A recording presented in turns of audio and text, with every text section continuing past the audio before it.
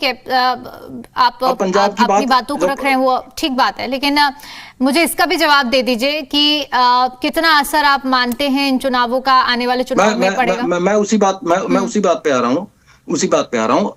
अगर जो हम जब से पंजाब विधानसभा का गठन हुआ है, 1952 में पंजाब विधानसभा का गठन हुआ था। 1952 से लेके अगर जो आज हम 2026 की बात करते हैं, तो ये अपनी हाजिरी देखें कि ये इनकी पंजाब में हमेशा ही मतलब कि नादाद रहे हैं।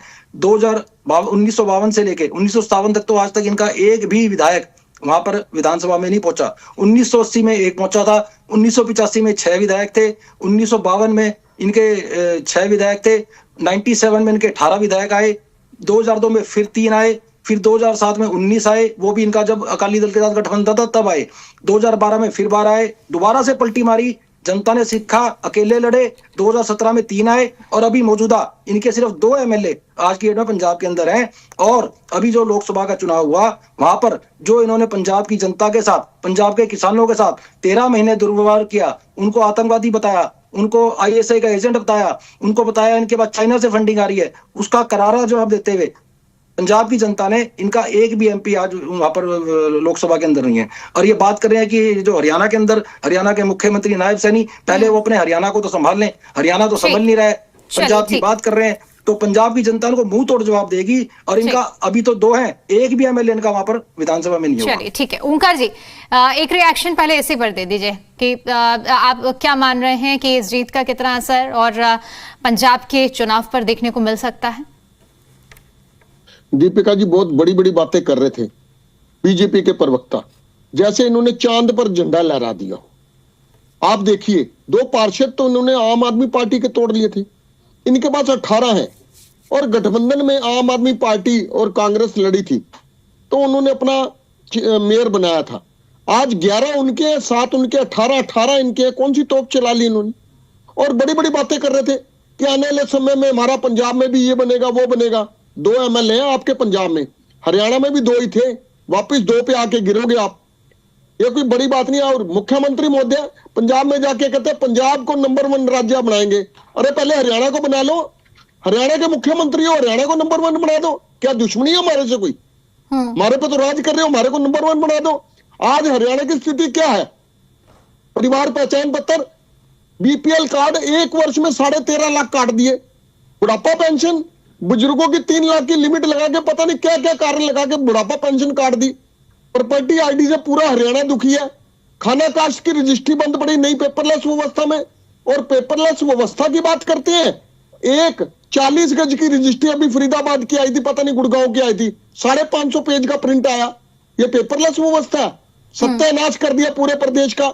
नौकरियों के मामले में एचकेआरएन ने युवाओं का शोषण करके रखा हुआ।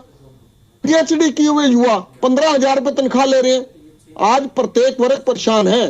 ये तो झूठ और जुमलों की पार्टी है जो किसी तरीके सत्ता पर काबिज हो गई। 2019 में जनता ने इनको बाहर करना था, जेजेपी नाम की पार्टी आई जिसने कहा था इनको जमुना पार भेजेंगे, उनके समर्थन से इन्होंने सरकार बना ली। 2024 में जनता इनको बाहर भगाने के मूड में थी, कांग्रेस पर भरोसा जताया था, कांग्रेस के कुछ नेता इनसे मिल गए, टिकटों का गलत बंटवारा हुआ, संगठन की कमी हुई, एक सीट पर 4 कांग्रेसी खड़े हुए, तब जाके 48 सीट आई इनकी। 2019 में जेजेपी ने सत्ता बना दी इनकी, 2024 में कांग्रेस में बना दी। आज चुनाव करा लो, आपको पता लग जाएगा बीजेपी की क्या पोजीशन है। प्रत्येक वर्ग, प्रत्येक परिवार परेशान है, सबसे ज्यादा युवा परेशान है, क्योंकि युवा बगैर नौकरियों के बेरोजगार है, नशे की चपेट में, अपराध की चपेट में, लेकिन इनको कोई फर्क नहीं पड़ता। ये पंजाब जाते हैं, कहते हैं उसको नंबर 1 बना देंगे, पहले हरियाणा को तो बना लो नंबर 1। चलिए जहां तुम्हारी सरकारें हैं, ठीक है, यानी कुल मिलाकर आप कह रहे हैं कि हरियाणा पर ध्यान नहीं है लेकिन पंजाब पर ध्यान दे रहे हैं और वहां जीत का दावा कर रहे हैं। मैं लौटूंगी इसी कमेंट पर, मैं जवाब भी लूंगी अभी पंकज जी से, लेकिन अभिता जी, पंजाब में सरकार अभी आपकी है और अभी कार्यकाल भी बाकी है, लेकिन क्या अब मान लिया जाए कि पंजाब में मिशन मोड पर चुनाव के लिए जो रणनीतियां हैं वो हर एक राजनीतिक दल अपना रही हैं।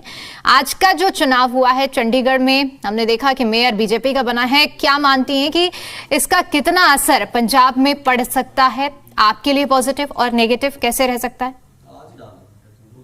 हाँ, सबसे पहले तो आपके सभी दर्शकों को और जितने भी साथी पैनलिस्ट हैं उन सभी को नमस्कार। देखिए, लास्ट ईयर भी जनवरी में ही चुनाव हुआ था और तब भी बीजेपी का जो मेयर है वो चुनकर आया था, और उसके बाद पंजाब में एमएलए की सीट, जो लुधियाना वेस्ट से जो सीट उपचुनाव हुआ था, वहां से आम आदमी पार्टी का कैंडिडेट जीत कर आया। और जो कि ऐसा होता है कि जब उपचुनाव होते हैं ज्यादातर ऐसा देखा जाता है कि उतनी वोटों से नहीं जीत पाता, और यहाँ पर हम आम आदमी पार्टी के कैंडिडेट के साथ उल्टा हुआ था, वो ज्यादा वोटों से और ज्यादा मार्जिन से जीत कर आया था। तो इससे पता चलता है कि लोगों का जमीनी स्तर पर जिस तरीके का पंजाब गवर्नमेंट ने काम किया। देखिए, 16 मार्च 2022 से भगवत मान जी ने वहां सरकार संभालने का कार्य किया, और वहां तब जब उन्होंने पंजाब की ऐसी हालत थी, इतनी जर्जर हालत थी, इतने डेट में थे, इतनी फाइनेंशियली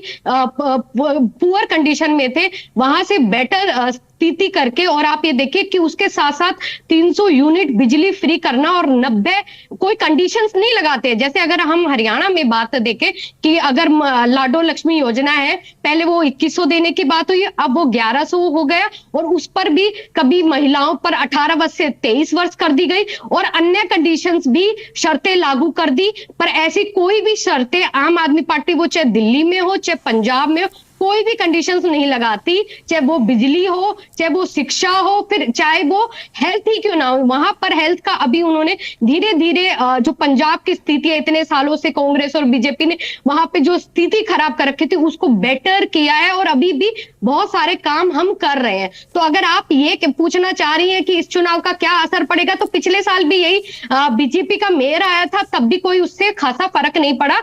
यहाँ पे फर्क पड़ता है इस चीज का कि जो मेयर चुनाव को देखिए, इन्होंने कितना कहते हैं ना, आप इस तरीके से देख लिया कि इनको चाहे चोरी करनी पड़े, डकैती करनी पड़े, सीसीटीवी कैमरे में वो जो चोरी उनकी पकड़ी गई थी, अनिल मशीह, जो इतने एक मेयर का छोटा सा चुनाव है उसको पूरे देश ने देखा, तो इनको इतने छोटे चुनाव के लिए भी चोरी करनी पड़ती है। तो आप ये समझ सकते हैं कि आज पूरे देश में जितने भी राज्यों में चुनाव हो रहे हैं, तो वो किस तरीके से धांधलेबाजी हो रही है। उसके बावजूद भी आप ये देखिए कि इनको दूसरे जो पार्टी के मेंबर्स हैं उनको तोड़ के लाने पड़ रहे हैं। तो अगर आप मुझसे ये पूछ रही हैं कि चोरी डकैती से और लूट से अगर आप एक मेयर बनाते हो और उससे पंजाब के लोगों पर आने वाले चुनाव पर क्या असर पड़ेगा, उससे कोई असर नहीं पड़ेगा। उससे बल्कि लोगों के बीच में जो आज भी सामान्य तौर पर अगर आप देखेंगे तो एंटी इनकम्बेंसी है बीजेपी के लिए, बट ये अपने शाम दंड भेद लगा लगा करके आज तक ये जो सरवाइव कर रहे हैं, वो आने वाले समय में ये सरवाइव नहीं कर पाएंगे। और इसके साथ आप ये देखिए कि अभी जो हमारे बीजेपी के प्रवक्ता हैं वो बड़ी बड़ी बातें फेंक रहे थे कि कार्यकर्ताओं में बहुत मनोबल बढ़ेगा, ये बढ़ेगा, वो बढ़ेगा। अरे आप खुद ये देखिए कि गुजरात में आपके 5 एमएलए, आपके बीजेपी के एमएलए खुद मुख्यमंत्री को लेटर लिख रहे हैं कि पूरे गुजरात में ऐसी स्थिति हो गई है, उनके जो विधानसभा है उसमें ऐसी स्थिति हो गई है कि जो एडमिनिस्ट्रेशन के अधिकारी हैं वो काम ही नहीं कर रहे, और जो आम नागरिक है उसको एक छोटा सा छोटा काम कराने में भी इतनी मेहनत कष्ट लग रही है और इतना युद्ध की तरह हो गया वो काम कराना। तो इनके खुद के एमएलए ये बात कह रहे हैं और यहाँ पर आकर ये झूठी बातें कर रहे हैं, चैनल के ऊपर बैठ करके लोगों के साथ, लोकतंत्र के साथ खिलवाड़ कर रहे हैं, और यहाँ पर इतनी क्लीन सफाई से झूठ बोल रहे हैं। तो ये इनका काम सिर्फ आज यही हो गया है कि इनको चोरी करनी है। पूरा इनका कार्यकाल अगर आप देखें 2014 से अब तक का इनका यही कार्यकाल रहा है कि इन्हें सिर्फ डकैती चोरी से वोटों को जीतना है, सरकारें गिरानी है। और आप ये देखिए अभी अजित पवार जी, कितना दुर्भाग्य है कि उनका एक्सीडेंट हुआ, उससे पहले उन्होंने एक स्टेटमेंट जारी किया था कि मैं बीजेपी की पोल खोलने जा रहा हूं, और साथ में वो बीजेपी इन सब विषयों पर चर्चा का जो केंद्र बिंदु है अबिता जी उसी में रहते हैं, उसी पर रहते हैं और उसी पर चर्चा करते हैं, उन पहलुओं पर नहीं जाना है। प्रदीप जी, अब चूंकि आपने शुरुआत में जिस चीज का जिक्र किया है, मैं उसी बात को आगे बढ़ाते हुए आपसे समझना चाहूंगी। जब भी कोई बड़ा चुनाव होता है, उस चुनाव से पहले जो पीछे के जो चुनाव होते हैं वो एक तरह से एक पृष्ठभूमि सेट करते हैं। अभी अबिता जी ने इस चीज को सिरे से नकारा कि इन चुनावों का बहुत ज्यादा असर पंजाब में देखने को नहीं मिलेगा, क्योंकि पंजाब सरकार पहले से ही, जो आम आदमी पार्टी वहां पर है, वो बेहतरीन काम कर रही है और जनता उससे खुश है। लेकिन मैं फिर भी आपसे समझना चाहूंगी कि ग्राउंड लेवल पर क्या जो ऐसे चुनाव होते हैं, चुनाव आने से पहले उन्हें एक लिटमस टेस्ट के तौर पर देखा जाए किसी भी पार्टी के लिए, किसी भी राजनीतिक दल के लिए? नहीं, देखिए दीपिका जी, चंडीगढ़ के मेयर के चुनाव और पंजाब के लेजिस्लेटिव चुनाव जो भी वो है, वो थोड़ा पृष्ठभूमि दोनों की अलग अलग है। जहां तक समझने वाली बात ये है कि जहां तक पंजाब की विधानसभा चुनावों का प्रश्न है और बीजेपी की बूस्ट लेने की जो बात चल रही है, जो टॉपिक है, उसमें जो इतिहास रहा है वो बहुत ज्यादा अच्छा नहीं है। बीजेपी ठीक है, एक बार अकाली दल के साथ मिलकर उन्होंने सरकार बनाई थी, लेकिन बहुत अच्छा इतिहास नहीं रहा है विधानसभा चुनावों में। और जहां तक ये बात भी ठीक है कि आम आदमी पार्टी भी पहली बारी विधानसभा का नेतृत्व कर रही है, तो ये बात भी ठीक है। लेकिन हम ये माने कि अगर मेयर का चुनाव चंडीगढ़ में बीजेपी मेयर बनाती है तो उसका असर विधानसभा चुनाव में पंजाब में पड़ेगा। बहुत ज्यादा अतिशोक्ति नहीं होगी ये कहते हुए कि शायद कोई थोड़ा बहुत असर पड़े। बूस्ट की बात जो मैंने पहले कही थी कि कार्यकर्ताओं में बूस्ट आ सकता है, एक जीत के बाद अगला चुनाव आता है तो कार्यकर्ता उसी रो में होते हैं, वो जीत की जो खुशी होती है उसमें महत्वाकांक्षा बढ़ती है। लेकिन मुझे नहीं लगता कि विधानसभा चुनाव में इतना कोई फेरबदल या होगा या पंजाब में आम आदमी पार्टी के लिए एंटी इनकम्बेंसी रहेगी, नो डाउट, लेकिन उसका फायदा कौन उठाएगा और किस तरह से, किस परिस्थिति में उठाएगा, ये आने वाला समय ही बताएगा। बिल्कुल ठीक है। पंकज जी, अब सभी चीजों का विस्तार से आप जवाब दीजिए, क्योंकि आपको मैं पूरा समय दूंगी। सवाल कई सारे उठाए गए हैं, कांग्रेस की ओर से, इनेलो की ओर से, आम आदमी पार्टी की ओर से। ओंकार जी का कहना है कि आप हरियाणा में ध्यान दे नहीं रहे हैं, पंजाब फतेह करने की बात कर रहे हैं। दूसरा, अभिता जी के भी जो पॉइंटर्स रहे हैं, गगन जी ने भी अपनी बातें रखी हैं। और महत्वपूर्ण हो जाता है यहाँ पर जो प्रदीप नरोला जी ने जिन बातों का जिक्र किया है, इन सभी को मिलाते हुए आप एक जवाब दीजिए कि अगर आप जीत का दावा भरते हैं तो उसमें बहुत ज्यादा जरूरी हो जाता है आप जनता को किस तरह से कॉन्फिडेंस में ले रहे हैं, आपकी कार्यशैली से कितना ज्यादा प्रभावित हो रही है, उसके लिए किस रोड मैप के जरिए आप लोग ये हुंकार भर रहे हैं? आप देखिए दीपिका जी, सबसे जरूरी किसी भी राजनीतिक दल के लिए उसका संगठन होता है, और भारतीय जनता पार्टी का संगठन सबसे ज्यादा मजबूत है। चाहे कितने विपक्षी दल के साथी बैठे हो, आज ही भारतीय जनता पार्टी के संगठन निर्माण की जो प्रक्रिया है उसको ही अनुसरण कर रहे हैं। इंडियन नेशनल लोकदल के साथी ने कहा कि आपके तो 2 ही एमएलए हैं। भैया आप भूल गए कि हरियाणा में आपके 2 ही एमएलए हैं। पिछली बार 1 ही एमएलए था, अब की बार 2 एमएलए हो गया। आप अपना तो कार्यकाल भूल जाते हैं। बिल्कुल, अगर आपने मेरे भाई मैं नहीं बोला ना बीच में, मैं नहीं बोला। अरे भाई सुनते जाओ, मैं तो नहीं मना किया कि मेरे 50 थे, हमारे भी 2 ही हैं। आप लेकिन अपना तो ध्यान रखो, वापस 2 पे आ जाओ। तो इंडियन नेशनल लोकदल के साथी को अपना जो कार्यकाल था 2005 वाला, वो याद करना चाहिए कि उसके बाद से हरियाणा की जनता इनको दोबारा मौका नहीं दिया है। ना हरियाणा की जनता इनकी तरफ रुख करना चाहती है कि भाई इनकी जो कार्यशैली रही है, किस तरीके से रेहड़ी पटरी वालों को तो ये लोग छोड़ते नहीं थे, गरीब जनता को ये परेशान करते थे, किस तरीके की राजनीति थी, उस समय सारी हरियाणा की जनता ने, ये तो बता दो। आप सहयोगी तो शर्म आनी चाहिए, आपको शर्म आनी चाहिए। आप सहयोगी ओंकार सिंह जी आप बोलो, नहीं पहले आप बोलो, बीच में मैं नहीं बोलूंगा। आप चिल्ला लो, सुनो। हमारी सरकार को क्रिटिसाइज कर रहे हो तो तुम भी तो सहयोगी पार्टी थे, तुम भी सरकार का अंश थे। शर्म आनी चाहिए। मैं बता दूंगा। अरे छोड़ रखा है क्या आपके पास? पल्ले नहीं कुछ भी। हरियाणा की जनता नहीं चाहती आप लोग। अरे हरियाणा की जनता पसंद नहीं करती, हरियाणा की जनता पसंद नहीं करती, पल्ले नहीं आते कुछ भी। आज तुम्हारे मैं शब्दों का प्रयोग नहीं करना चाहता।